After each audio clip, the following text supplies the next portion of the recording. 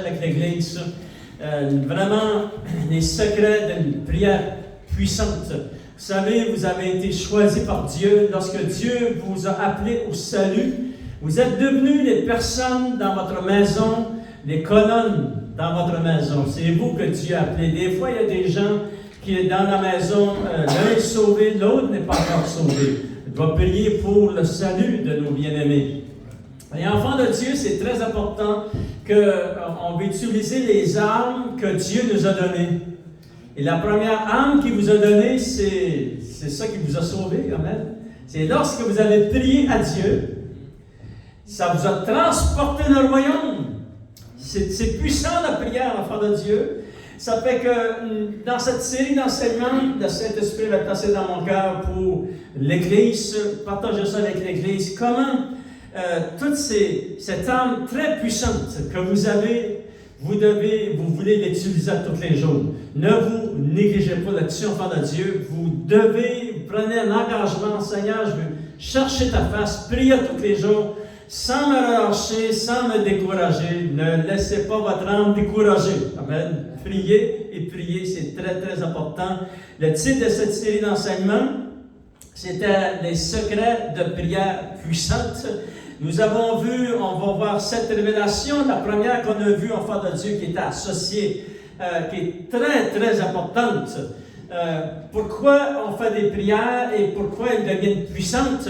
La première chose, Jésus nous l'avait dit, il avait dit ceci: demeurez en moi et je demeurerai en vous. Voyez-vous le secret? Demeurez dans le Seigneur. C'est un miracle que le Seigneur est venu ici habiter dans notre cœur par la puissance du Saint-Esprit.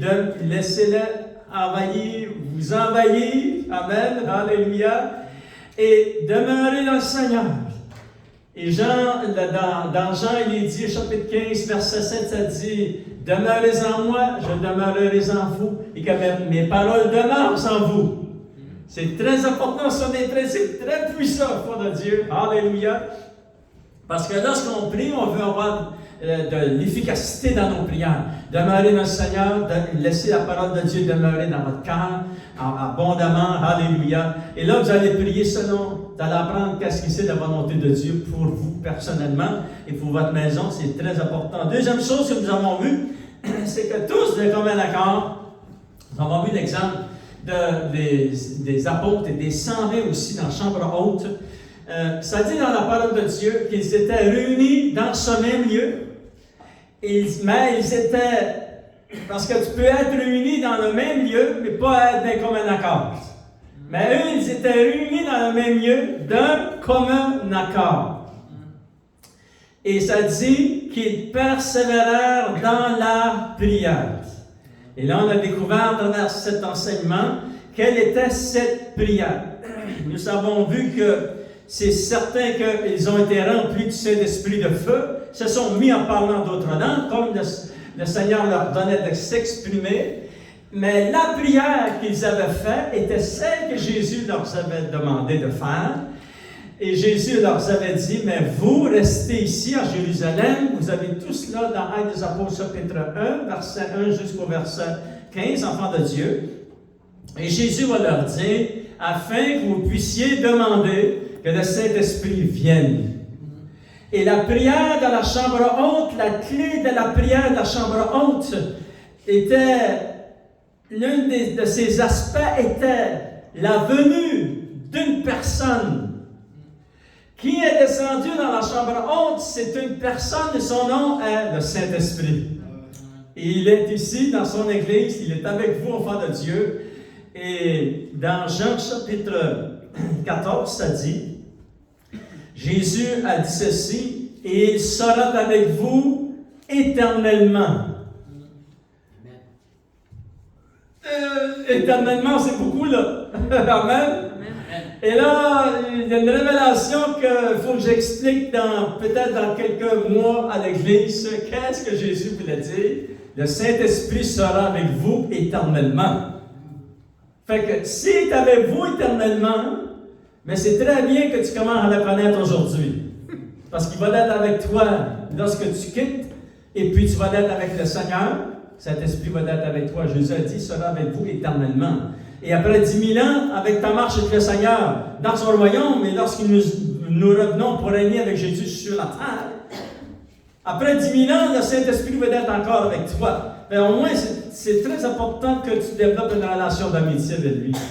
Amen. Alléluia. Que Dieu te bénisse abondamment dans toutes ces révélations de la parole de Dieu. C'est très puissant, la parole de Dieu. Troisième principe que nous avons vu, enfants de Dieu, qui amène des résultats dans notre vie de prière quotidienne, c'est que nous devons et nous pouvons, et c'est un privilège que Dieu nous a donné de s'approcher du trône de Dieu avec un cœur sincère. Alléluia! Comme on a vu, enfants de Dieu, cœur sincère, c'est quelqu'un qui reconnaît que Dieu sait tout. Moi, Dieu sait tout de moi. Il me connaît plus que moi, je me connais. Et vous vous souvenez, on a vu l'exemple aussi de David. Et David va dire au Seigneur, il demande un jour, il dit dans le psaume, il dit, Seigneur, pardonne-moi les péchés que je ne connais pas. Parce que c'est vrai, des fois, on fait des choses, puis et c'est pour ça qu'elle demande au Seigneur, il dit, Seigneur, pardonne les péchés que je ne connais pas. Wow! C'est vrai. Parce que Dieu nous connaît lui personnellement. Il connaît chaque partie en nous. C'est pour ça que lorsqu'on avance devant le Seigneur, Dieu, il te donne le privilège d'avancer devant lui. Ça, c'est à cause du sang de l'agneau. Écoutez bien, enfants de Dieu. Ça dit dans la parole de Dieu, mais je vais vous lire ce verset avant d'aller à la quatrième révélation. Et ça, c'est écrit dans 1 Jean chapitre 1. Et là, ça dit, enfant de Dieu, ça parle de notre communion avec le Seigneur et ça parle de la puissance du sang de Jésus. Pourquoi j'ai été invité, c'est un honneur que nous avons reçu, il nous invite devant son trône. Amen. Wow, c'est un honneur, ça, enfant de Dieu. Amen. Si quelqu'un est invité à la plus haute autorité d'un pays, c'est un honneur. Mais là, maintenant, enfant de Dieu, nous sommes invités à la plus grande autorité de tout ce qui existait sur la face du monde, dans le monde entier, dans l'univers.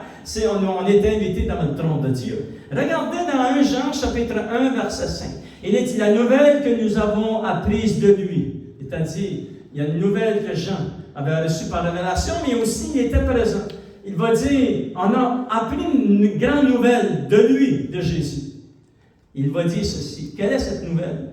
Ça dit, et que nous vous annonçons, c'est que Dieu est lumière et qu'il n'y a point en lui de ténèbres. Si nous disons que nous sommes en communion avec lui, et ça parle de la prière, la communion, en l'instant que tu communiques avec Dieu, tu parles de prière. Amen? Fait que, ça dit, si nous disons que nous sommes en communion avec lui, que nous marchions dans les ténèbres, nous mentons et nous ne pratiquons pas la vérité. Ici, quelqu'un qui marche dans les ténèbres, c'est quelqu'un qui pratique le péché. Il s'est levé ce matin, il va pratiquer le péché. Nous, on s'est levé, on est venu à l'église, parce qu'on ne pratique pas le péché. C'est certain qu'il peut venir dans notre vie, mais on ne le pratique pas. Il y a une différence, enfant de Dieu, entre ces deux personnes. Et ça dit ceci, mais, verset 7, si nous marchons dans la lumière, ça c'est un chrétien qui pousse sa foi. Seigneur, je reste attaché à toi. Seigneur, je continue à marcher dans la parole de Dieu. Je continue à marcher près de ton cœur. Voyez-vous, vous marchez dans la lumière. C'est ça que c'est, marcher dans la lumière. Et là, on progresse, enfant de Dieu, par révélation. Mais si nous marchons dans la lumière, comme il est humain dans la lumière, nous sommes mutuellement en communion et le sang de Jésus, son Fils, nous purifie de tout péché. Alléluia! Pourquoi nous pouvons avancer avec assurance devant le trône de Dieu? Il nous a pardonné. Il a purifié. Wow! Ça fait, enfant de Dieu, c'est un privilège que nous avons reçu. Vous avez reçu un privilège, s'il vous plaît, priez, priez et priez. Ça, c'était la troisième révélation que nous avons reçue, que nous avons vue dans cette série d'enseignements. Maintenant, enfants de Dieu, ce matin, pour quelques minutes qu'il nous reste, s'il vous plaît, on tourne ensemble dans le psaume 111. Alléluia. Et regardons cette grande révélation ensemble dans le psaume 111 comment le Seigneur va se révéler. Alléluia. Dans le psaume 111, je me suis trompé, non, c'est 141, excusez, je t'approche en de Dieu, il y a juste 40 psaumes de différence. On va au psaume 141. Et merci l'Église de pardonner notre pasteur. Gloire au Seigneur. Alléluia. Et regardez, enfant de Dieu, le verset 1, 2, 3 et le verset 8. Et le titre de cet enseignement, comme vous le savez, enfant de Dieu, la prière, enfant de Dieu, nous amène devant le trône de Dieu, mais aussi devant la face de notre Dieu. Souvenez-vous de Moïse, ça dit qu'il parlait à Dieu face à face. Et j'aimerais te dire que lorsque tu pries, Dieu n'est pas loin de toi. Le Saint-Esprit qui vit avec toi, c'est lui qui t'amène proche de Dieu. Alléluia! C'est comme si tu pries face à face avec Dieu parce qu'il est devant son trône. Amen. Nous sommes assis avec le Seigneur dans les lieux très hauts, il dit dans la parole de Dieu. C'est très puissant être chrétien. Alléluia. Et regardez, il dit dans le psaume 141, enfant de Dieu, Éternel, je t'invoque, viens en hâte auprès de moi.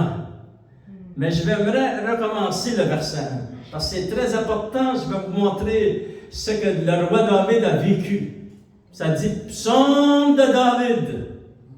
C'est-à-dire, il a reçu cette révélation qu'il va écrire ici. Pour nous, pour notre bénédiction, il dit, Éternel, je t'invoque, viens en hâte auprès de moi, et prête l'oreille à ma voix quand je t'invoque. Que ma prière soit dans ta face, comme l'encens, et l'élévation de mes mains, comme l'offrande du soir. Éternel, mets un garde à ma bouche, veille sur la porte de mes lèvres. Verset 8, il est dit, c'est vers toi, Éternel Seigneur, que se tournent mes yeux. C'est auprès de toi que je cherche un refuge. N'abandonne pas mon âme. Alléluia. Seigneur, oh Dieu, c'est la même prière. Seigneur, au nom de Jésus, tu nous enseignes comment prier, Seigneur.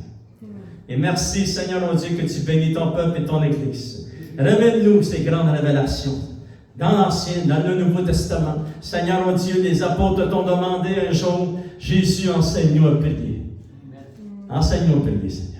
Donne-nous des révélations, Seigneur, afin qu'on puisse les utiliser. Et au nom de Jésus, nous t'avons prié. Amen. À lui soit la gloire. La prière a la puissance, enfant de Dieu, de nous amener devant le trône de la grâce pour obtenir une miséricorde devant la face de Dieu, parce que, regardez, c'est très puissant, enfant de Dieu. Il dit que la prière, enfant de Dieu, l'amène devant la face de Dieu. Regardez au verset 3, il y a quelque chose de très important qu'on va parler pour quelques instants.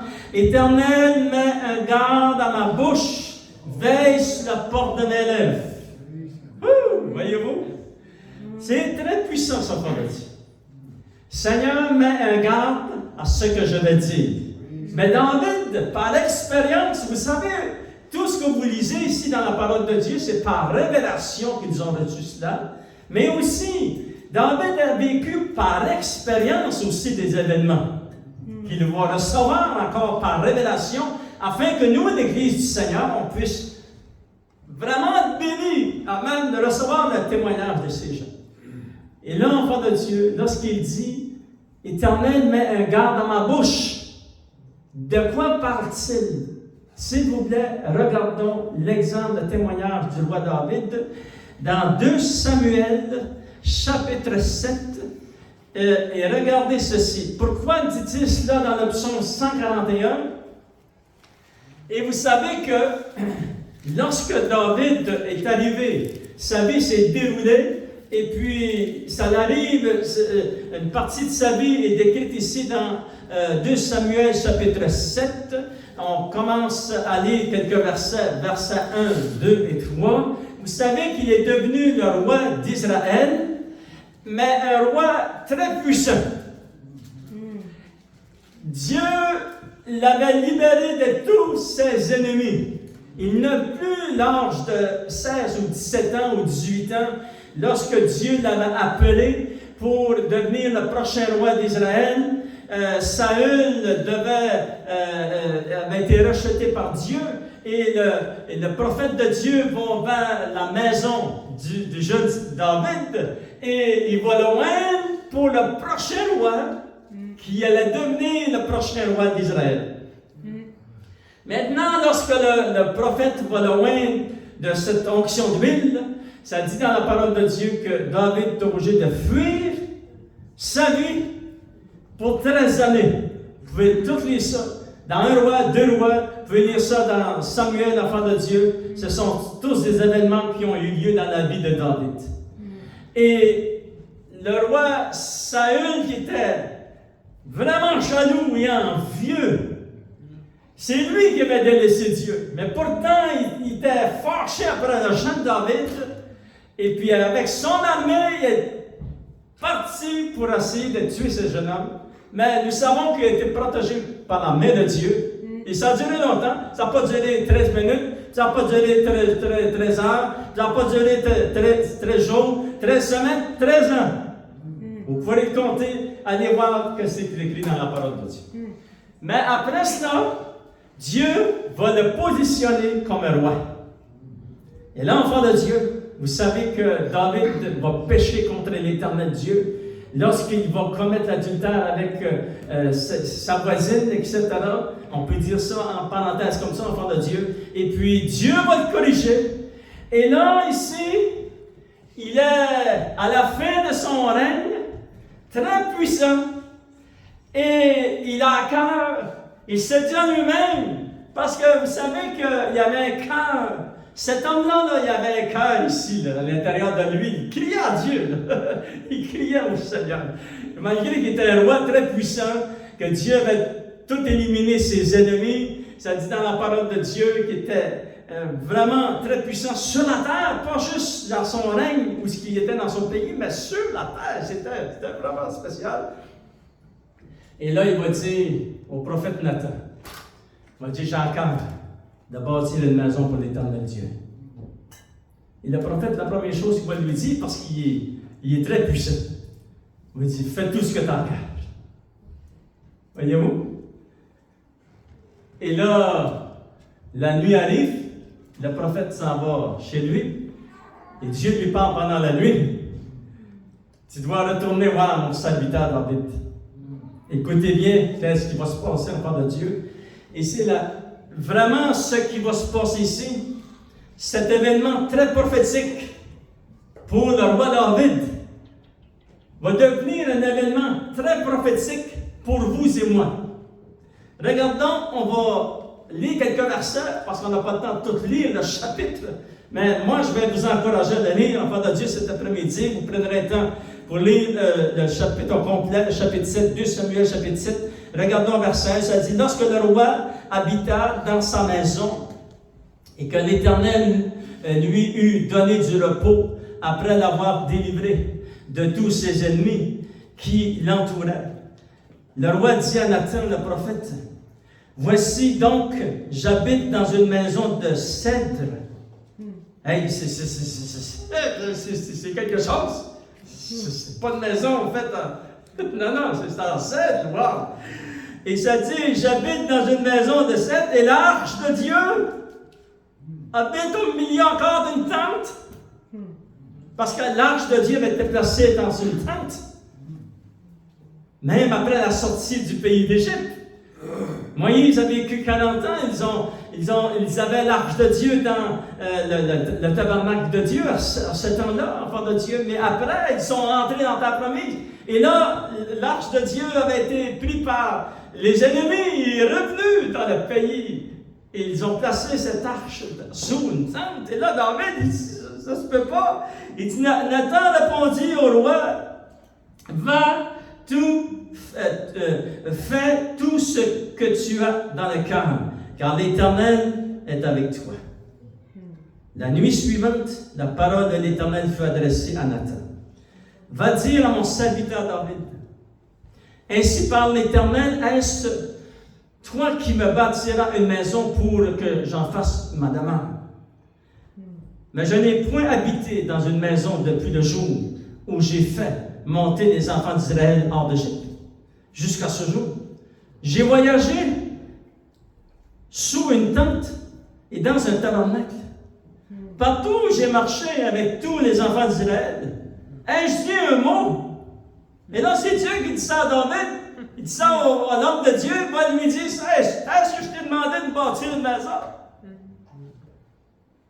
Écoutez bien.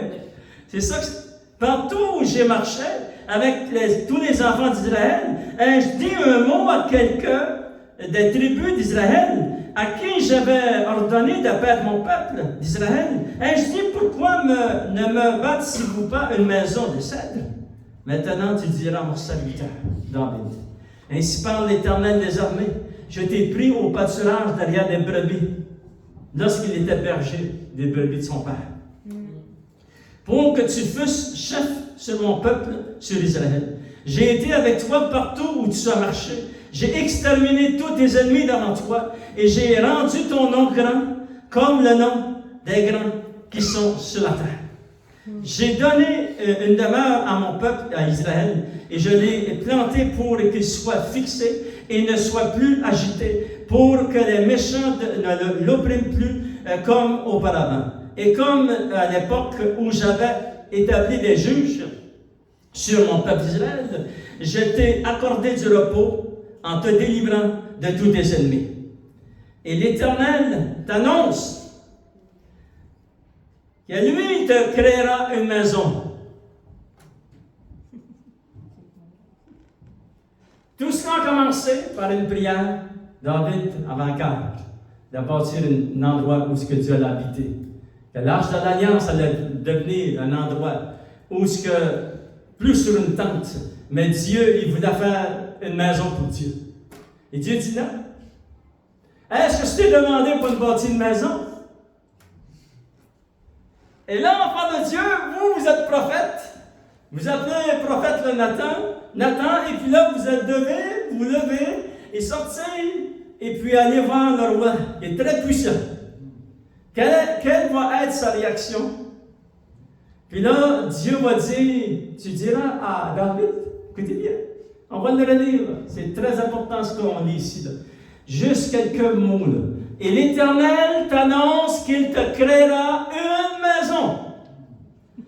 Et quand tes jours seront accomplis, que tu seras couché avec tes pères, j'élèverai ta postérité après toi, celui qui sera sorti de tes entrailles, et j'affermirai son règne. Ce sera lui qui bâtira une maison à mon nom. Et j'affermirai pour toujours le trône de son royaume. Je serai pour lui un père, et il sera pour moi un fils. S'il fait le mal, je le châtierai avec la verge des hommes et avec les coups des enfants des hommes. Mais ma grâce ne se retirera point de lui. Et comme je l'ai retiré de Saül, que j'ai rejeté devant toi, ta maison et ton règne seront toujours assurés, et ton trône sera toujours affermi. Et là, le prophète, il va se présenter devant ce roi qui est vraiment puissant. Il faut que tu fasses attention à ce que tu lui dis.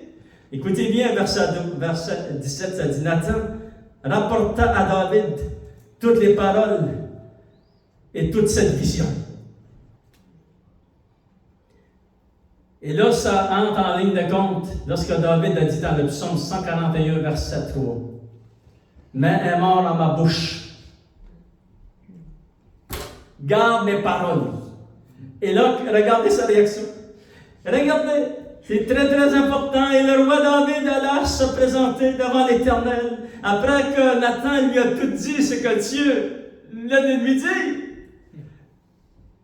David s'est dit, il n'a pas dit un mot au prophète. Il est allé se présenter devant l'Éternel Dieu. Et le roi David alla se présenter devant l'Éternel et dit, « Qui suis-je, Seigneur Éternel, et quelle est ma maison pour que tu me fasses parvenir où je suis?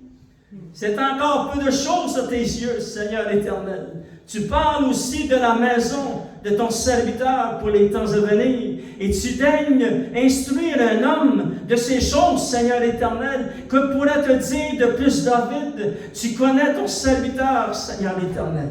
À cause de ta parole et selon ton cœur, tu as fait toutes ces choses ces grandes choses pour les révéler à ton serviteur. Que tu es donc grand, éternel Dieu, car nul n'est semblable à toi. Il n'y a point d'autre Dieu que toi, d'après tout ce que nous avons entendu de nos oreilles. Est-il sur la terre une seule nation qui soit comme ton peuple, comme Israël, que Dieu est venu racheter pour en faire son peuple, pour en faire son nom et pour accomplir en sa faveur, en faveur de ton peuple, des miracles et des prodiges, etc. Tout ce qu'il a fait en Égypte, mais aussi pendant les 40 années dans le désert et après, enfin, écoutez bien ceci. Ça dit, tu as affermi ton peuple d'Israël pour qu'il fût son peuple à toujours, et toi, Éternel, tu es devenu son Dieu. Maintenant, Éternel Dieu, fais subsister jusqu'à dans l'éternité la parole que tu as prononcée sur ton serviteur et sur sa maison, et agis selon ta parole.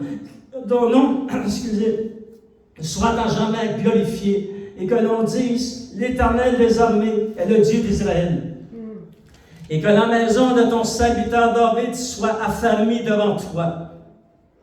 Car toi-même, Éternel des armées, Dieu d'Israël, tu t'es révélé à ton serviteur en disant, je te fonderai une maison. Écoutez bien, qu'est-ce que tout cela veut dire, enfant de Dieu? Lui, il avait à cœur de bâtir une maison pour Dieu, et Dieu dit non, c'est pas ton fils qui va le faire. Et là, il accepte cette demande que Dieu lui fait, sans se révolter, il prend garde à ce qu'il dit de sa bouche, et là Dieu lui dit, c'est moi qui vais te bâtir une maison. Qu'est-ce que tout cela veut dire? Écoutez bien ceci. Tout cela va s'accomplir par la descendance du roi David. Et vous savez qui est descendant du roi David? Il s'appelle Jésus de Nazareth. Que lui, Jésus, enfant de Dieu, c'est lui qui a la main des trônes éternels. Mais Dieu ici va révéler à David, parce qu'il a su, l'enfant de Dieu, dire des paroles puissantes et glorifier le Dieu de son cœur. Amen. Dieu va lui dire, David, je vais prendre ta maison, c'est moi qui vais te faire une maison. Et tout cela va se réaliser, écoutez bien, ça va se réaliser lorsque Jésus vient pendant son règne de 1000 ans sur la planète, sur cette terre. Le roi David va avoir une position très puissante et très importante pendant le règne de 1000 ans de paix. Ça, c'est concernant David. Jésus, enfant de Dieu, allait vraiment... Comment je vous dirais ça, enfant de Dieu? Vraiment, ça s'est tout accompli à travers le sacrifice parfait de Christ. David va devenir une personne très importante pendant le règne de 1000 ans. Mais aussi, écoutez bien, et là, enfant de Dieu, le Seigneur ne vous a pas oublié, et il ne m'a pas oublié. Regardons le dernier verset. Il est dit au verset 29, « Veille donc bénir la maison de ton serviteur, afin qu'il subsiste toujours devant toi, car c'est toi, Seigneur l'Éternel, qui a parlé, et par ta bénédiction,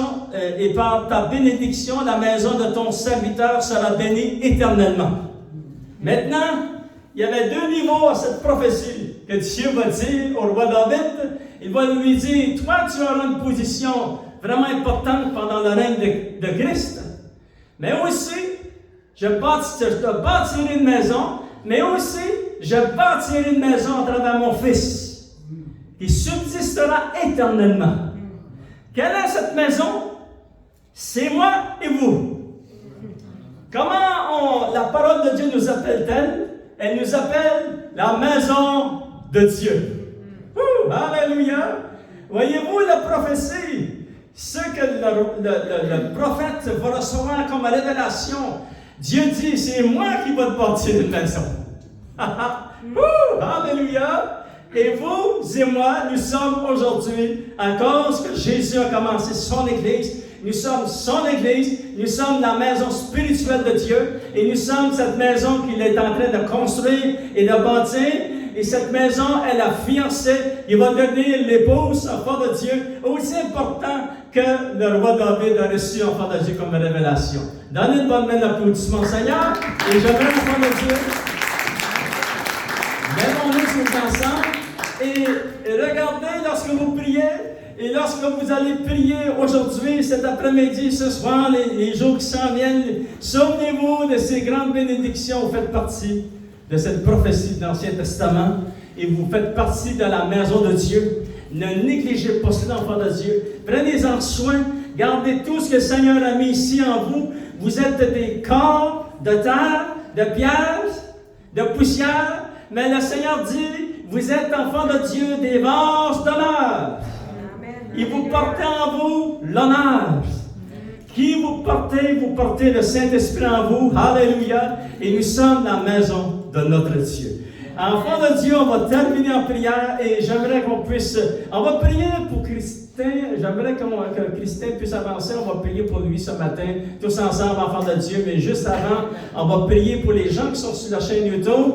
Et on va demander au Seigneur qu'il puisse donner ces grandes révélations. Alléluia.